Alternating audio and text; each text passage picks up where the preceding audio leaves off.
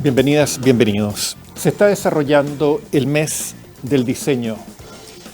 Por eso hemos invitado a Trinidad Guzmán, coordinadora del área de diseño y de servicios creativos del MINCAP. ¿Cómo estás? Hola, muy buenos días, muchas gracias por la invitación. El mes está bastante nutrido. Tienen muchas actividades en muchas partes del país, en 10, 12 ciudades. Tienen muchos eventos, hay muchos diseñadores que participan. Por eso la primera pregunta es, ¿cómo definen diseño? ¿Cuáles son los ámbitos? ¿Cuáles son los límites que ustedes entienden que abarca el diseño? Mira, eso es bien interesante. Yo creo que los límites del diseño han ido cambiando desde el inicio de esta área. El área de diseño se crea en el 2011 en el Ministerio de la Cultura. Es la primera representación, digamos, o espacio o área desde el Estado que fomenta el diseño nacional. Y se da desde cultura, y eso es bastante interesante, que aparezca en cultura y no en economía o en turismo, que uno podría decir por la actividad económica. Yo creo que los bordes del diseño han ido cambiando en el sentido desde que las artes en general, la cultura, se ha ido yendo a un lugar más transdisciplinar, a un formato de cruces, esto entendido por la globalización y por, digamos, yo creo que las comunicaciones, como a la velocidad en que va el mundo. Y ya no se entiende el diseño como se entendía en la academia o como se comenzó en los años 50, esto de dividir el diseño en gráfico, en industrial, en servicios, textil, iluminación. Es decir, hay un momento de subdivisiones. Uno podría decir en Chile, el último catastro que se hizo, había más de 400 especializaciones en diseño. Hay un universo de más de 117.000 estudiantes de diseño a nivel nacional. Entonces, esa especialización finalmente uno se da cuenta de que no es positiva, que lo que hace en el fondo es dividir más que dar oportunidades en el diseño. Entonces, claro, nosotros hicimos una política de fomento que está vigente hasta este año, Fomento al Diseño Nacional. Fue una política construida en todo el territorio, se hicieron consultas en las distintas regiones. Entender también que el diseño es una disciplina profesional, es una disciplina que se imparte en las capitales regionales. No en todas las capitales regionales hay distintos tipos de diseño, generalmente son los institutos de educación técnica que tienen presencia y en los ámbitos gráficos.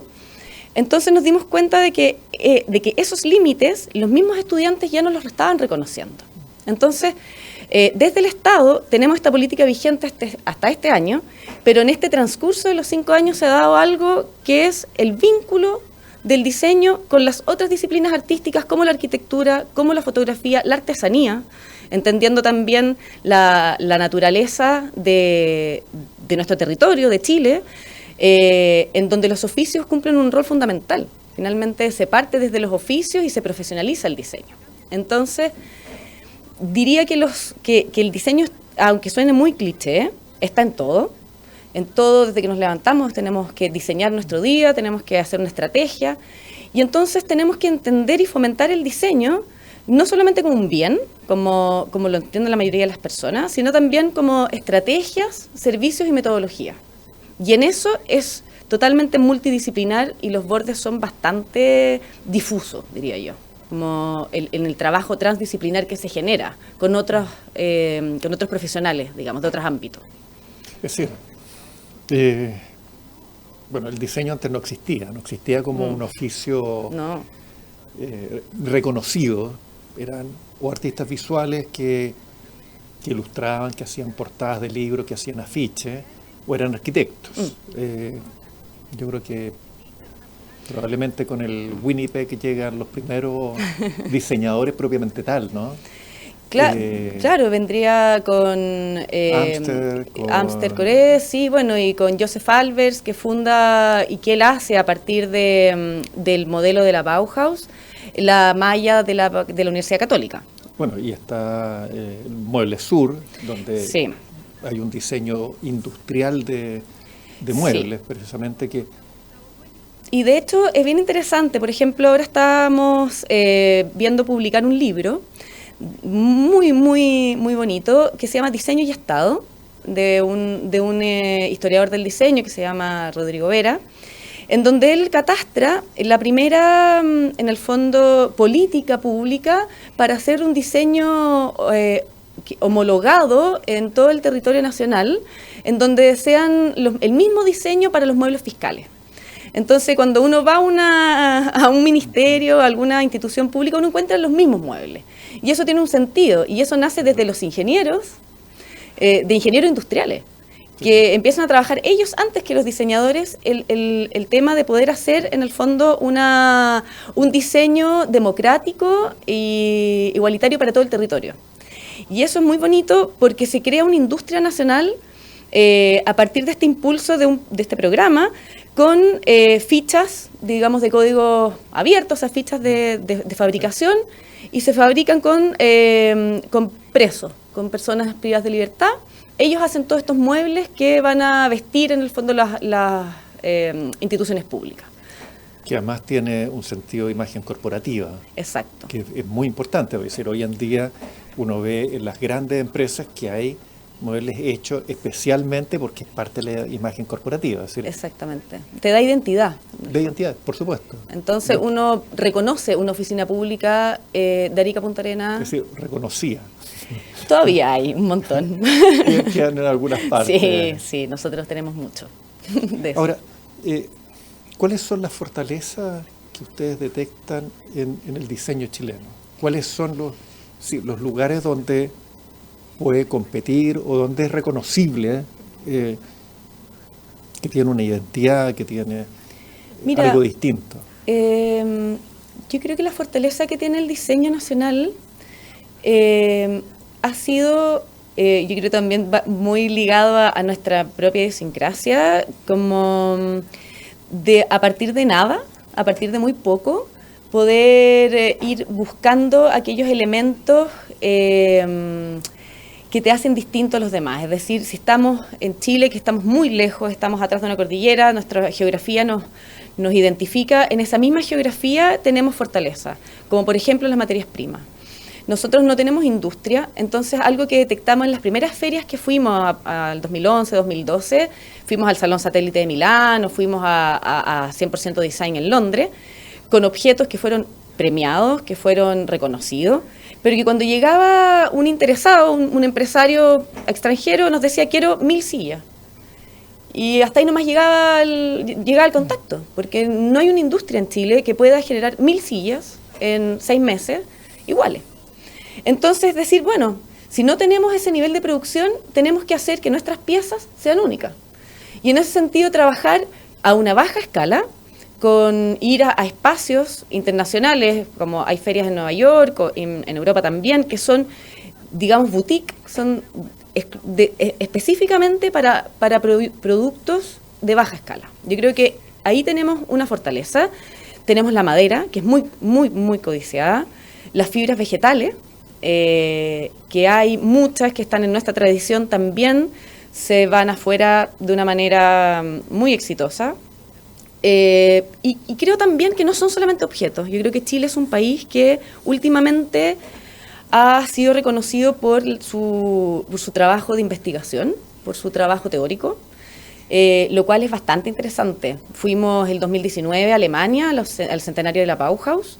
Llevamos 7 investigadores que mostraron su trabajo en las 2 Bauhaus, en Weimar y en Dessau, con estudiantes y académicos alemanes de la influencia de la Bauhaus en Chile. Por ejemplo, ese trabajo que se hace en la academia también es bastante interesante. El año pasado ganamos la Bienal de Londres con una muestra que se llama Resonancias Tectónicas, que quería en el fondo mostrar cómo el sonido a través del litófono del norte de Chile producían un eco identitario y nos llevaban en el fondo a nuestros orígenes.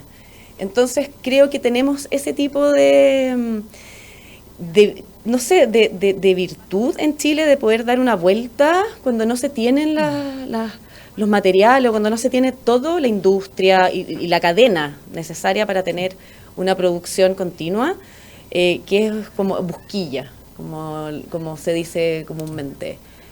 Y eso creo Ahora, que es. esto de las piezas únicas, de baja escala, no genera una suerte como de artistas, una especie de elite de artistas y de productos poco masivos, por así decirlo. Es que yo creo que el acceso a la materia no es elitista en Chile. Es decir, uno es más bien voluntad y es como uno se acerca y trabaja en colaboración. En Chile es muy difícil poder levantar proyectos o levantar emprendimientos si no es de manera colaborativa. Entonces, esa manera colaborativa te lleva a encontrarte y trabajar con oficios, con personas profesionales o creadores, y en esa comunicación hace que se intervenga en distintos sectores. Y ahí deja de ser elitista. O sea, existe como en todo, como en las artes, un arte o un diseño, un buen diseño, como uno podría hablar de diseñadores grandes, como Philippe Starck, o uno podría hablar de grandes diseñadores. Pero yo creo que eso ya pasó. El mundo está buscando otra cosa. Yo creo que el mismo mercado, podríamos hablar si habláramos en términos formales, ya no quiere piezas masivas, no quiere un diseño de autor que tengan todos en sus casas, lo que comentamos, ¿no? De las copias, de que todos tienen finalmente lo mismo. Entonces, eso no tiene clase social, al contrario. Quizás si viene de un lugar más específico, más alejado de un creador que tiene un oficio, que se ha esmerado en el fondo del trabajo y el proceso, hoy en día está más valorado la manera en que se hace un objeto, la forma en que se construye, que el objeto final. Entonces, creo que hay una apertura, que ha sido bueno en ese sentido, del diseñador elitista, de autor, de nombre, a el proceso de una obra de diseño en donde está involucrada una comunidad, en donde está involucrado una materialidad, en donde hay un relato, que no es solamente el objeto. Es decir, ¿tú confías en que frente a estas verdaderas inundaciones de productos masivos, estoy hablando de las grandes tiendas, hace poco se inauguró IKEA en Chile, donde está el mueble original y después hay diversidad de copias, de imitaciones, sí, y que uno los ve, no sé, en un porcentaje importante de café a lo largo de Chile? Tú dices, la estrategia en el fondo frente a eso, que es imposible competir, es decir, desde Chile, tú dices que en este momento la estrategia está siendo el producto local o sí, de baja escala. Sí, yo creo que como toda transformación son procesos lentos.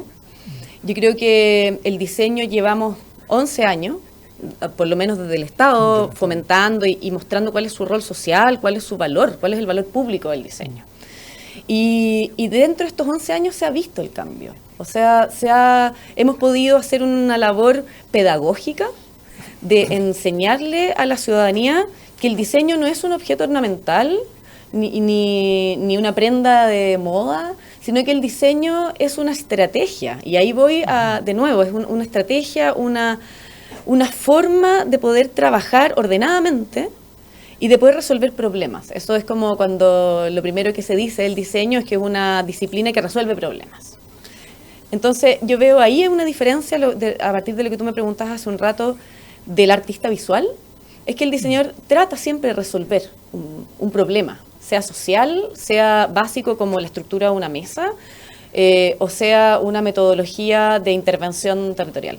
Es decir, funcional o de comunicación. Claro, y es una herramienta de comunicación. Nosotros hemos tomado el diseño también desde el Ministerio en estos primeros tiempos como una herramienta de comunicación que nos sirva para difundir su valor en relación, sobre todo a la gráfica, a nuestra memoria y a nuestra identidad reciente, a cómo nos reconocemos en distintas imágenes o en distintos objetos que vemos cotidianamente. Y en eso está ligado también la tradición, el oficio, la artesanía y en ese sentido la colaboración con las otras disciplinas. Trinidad, vamos a ir a una pausa y después vamos a hablar de la descentralización a nivel nacional y cómo el diseño ingresa a este un sistema de producción y de consumo. Ok, gracias.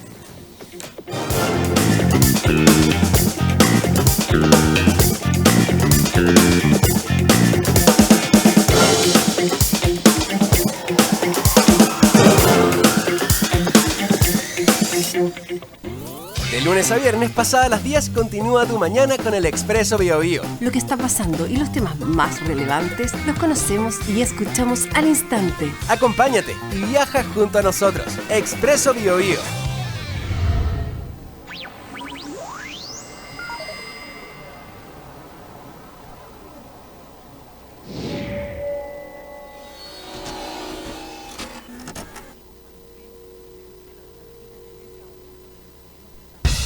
Cada tarde podemos dialogar, escuchar, criticar y comentar, pero con respeto. Pasadas las 3 de la tarde, de lunes a viernes, podría ser peor, con Julio César Rodríguez.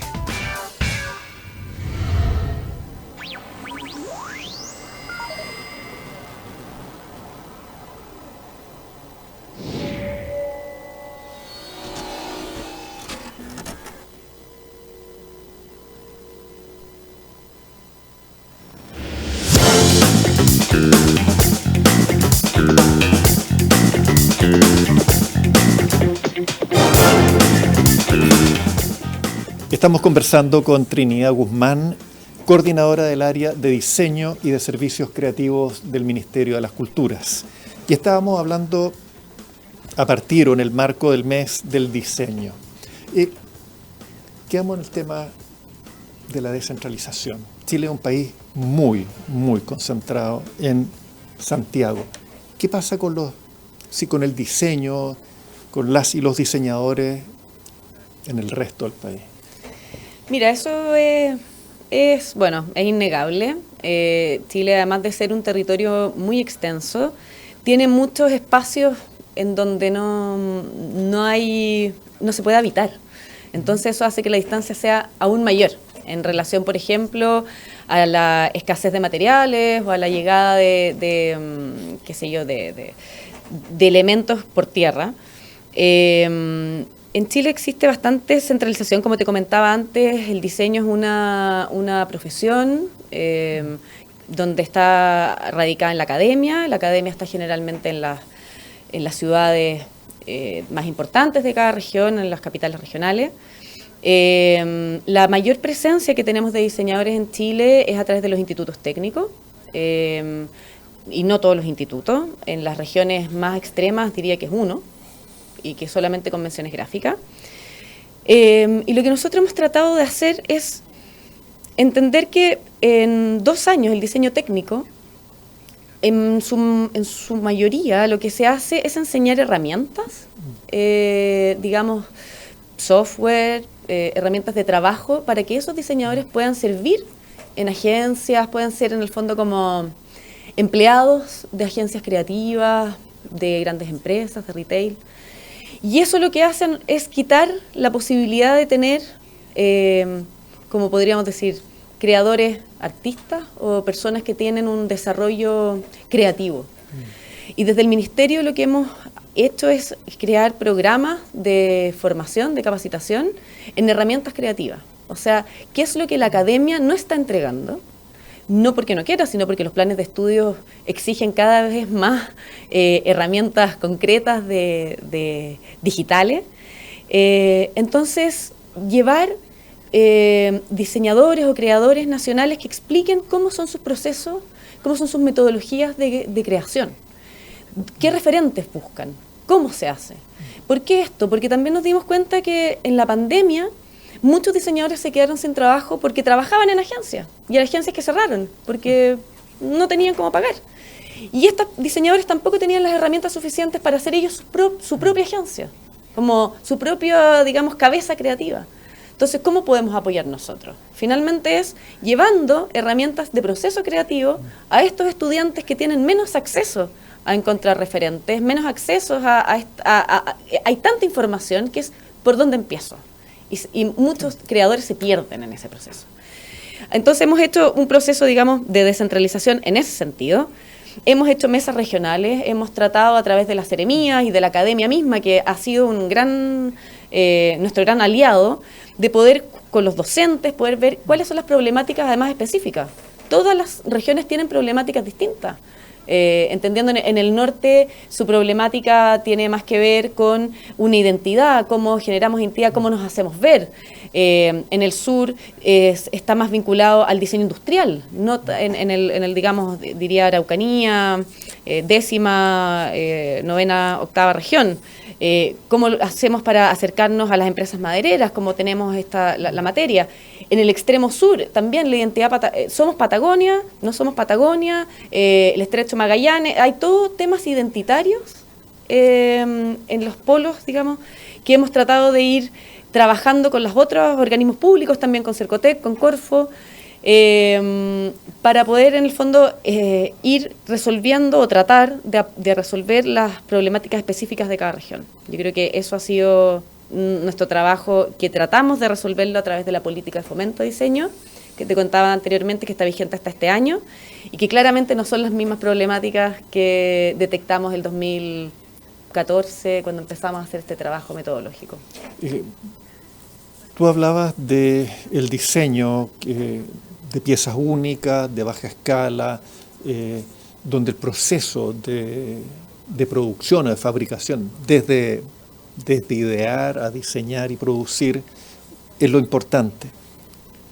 ¿Implica eso cambiar la mentalidad de la gente en el sentido de generar una conciencia de que el consumo, es decir, que lo que compramos, que lo que usamos, tiene una implicancia política, productiva y cultural? Sí, yo creo que más que educar, o sea, hay que educar, pero yo creo que las circunstancias y el mundo, lo que estamos viviendo hoy en día con el calentamiento global y con el sobreconsumo de objetos, de ropa, estos basurales de ropa que hay en el norte, son señales claras de que no podemos seguir consumiendo el mismo ritmo que estábamos, de que no podemos echarle la culpa solamente a los tratados de libre comercio, de que China tiene bajos aranceles de impuestos y que entra. La responsabilidad no siempre está en el Estado. O sea, la responsabilidad, sí tenemos una responsabilidad como Estado de fomentar un consumo responsable, pero también son los ciudadanos quienes tienen que hacer su trabajo de decir, bueno, yo como ciudadano me hago responsable de mi consumo, como antes que se consumía mucho menos. Nuestros papás, nuestros abuelos no tenían este ritmo, no tenían la cantidad de cosas, de zapatos, de accesorios que tenemos hoy en día. Y era porque había un cuidado, porque se cuidaba, porque las prendas estaban hechas y había un proceso. Uno iba a un sastre, tú veías cómo te tomaban las medidas, era para ti. Las cosas estaban hechas para ti, había una personalización. Y hoy en día se ve que las personas, tomando esta conciencia, quieren de nuevo tener esos objetos personalizados, quieren tener prendas que están hechas a su medida. Nosotros vemos cómo los sastres se han mantenido y se mantuvieron en pandemia, por ejemplo. No así la industria del calzado, que sí se vio bastante afectada y han tenido que cerrar bastantes, etapas de la fabricación, digamos, artesanal o de manufactura. Pero sí creo que hay un acto político cuando uno decide no comprar en una gran tienda, cuando uno decide no comprar una copia. Sí hay algo, sí estás reconociendo el valor de una creación. Y en el fondo nosotros trabajamos muy estrechamente con las economías creativas y el valor que tiene la economía creativa es la creatividad. En el fondo es reconocer que lo que hoy día vale o prevalece dentro de todo lo que nosotros tenemos es el proceso y la manera y lo que hay detrás de la persona que está creando este objeto o este servicio, digamos. Pero vuelvo para atrás. ¿No debiera haber una campaña o un intento de hacer consciente eso? Porque finalmente, es decir, sí, hay gente que se da cuenta de que al comprar algo producido en baja escala genera menos huella de carbono, fomenta una industria local o un oficio a nivel local, etcétera, pero la autoconciencia es un poco lento, ¿no? No, yo creo que uno no puede pedir, hay que ser muy realista, uno no puede pedir que la ciudadanía compre todo en baja escala a precios más elevados, porque evidentemente vale más, entendiendo la situación, por ejemplo, económica actual. O sea, nadie podría vestirse solamente con ropa de autor, ni tener su casa con muebles de diseño, digamos, de boutique o de baja escala. Pero sí es el ejercicio. Yo creo que uno tiene que hacer un ejercicio.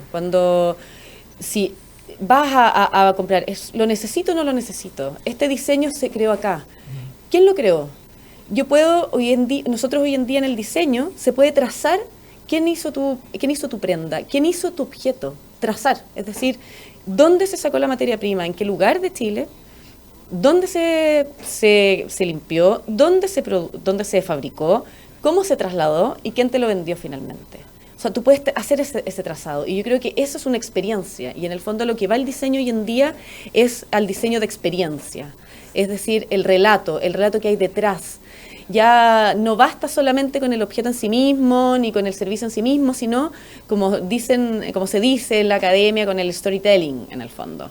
¿Qué es lo que hay detrás? ¿Cómo está hecho? ¿Quién lo hizo? Y eso es algo que nosotros desde el Ministerio tratamos de fomentar, esta baja escala y esta identificación de que detrás de lo que tú estás consumiendo hay personas, hay procesos, hay comunidades, y que quizás puedo tener uno, no tener 10, pero ese uno efectivamente tuvo un impacto en un espacio y a personas determinadas. Entonces, es un cambio lento, todos los procesos son lentos, pero estamos en eso, llevamos 11 años y hemos visto pequeños cambios en el consumo que nos hacen creer que podemos tener un éxito en algún par de años más. Trinidad, para cerrar, ¿dónde se informa la gente sobre el mes del diseño? Bueno, el mes del diseño se lo pueden encontrar en la página web. Tenemos una página que se llama Mes del Diseño, entendiendo que las ñes son complejas, .cl. Ahí pueden encontrar todas las actividades que empezaron la semana pasada. Hablando de esto mismo, hicimos la inauguración en el Persa Víctor Manuel, la primera muestra de loza chilena, preciosa, identitaria, memoria. Y pueden encontrar la información. Tenemos actividades desde Arica a Punta Arenas, son más de 80 actividades. Este fin de semana tenemos la Feria de Arte Impreso, impresionante, en el MAC Quinta Normal. La próxima semana vamos a estar en Concepción, en encuentros regionales, hablando de regiones, con Chile Diseño, que es la única asociación de diseño que existe en Chile. Tenemos en Punta Arenas el primer encuentro regional de diseño. Va a estar muy, muy, muy interesante eso, poder reconocer quienes se sienten vinculados. Esto es abierto, son actividades gratuitas. Queremos invitar a todos, junto con Local, que es nuestro partner, nuestro socio este año, a todas las personas, ciudadanía general. Esto no está hecho para diseñadores. Es importante decir que el mes del diseño no es para diseñadores, es para todas las personas que se sienten vinculados, que tienen interés, que tienen ganas de entender y aprender en esto que hablábamos de el consumo consciente, la sostenibilidad, la reactivación económica. Es decir, el diseño está inserto en una cantidad de ámbitos de nuestra vida cotidiana que vale la pena reconocer y que vale la pena apoyar, yo creo. Así que quedan todos invitados y muchas gracias también por darnos este espacio. Muchas gracias a ti, Trinidad. De nada, gracias a ti.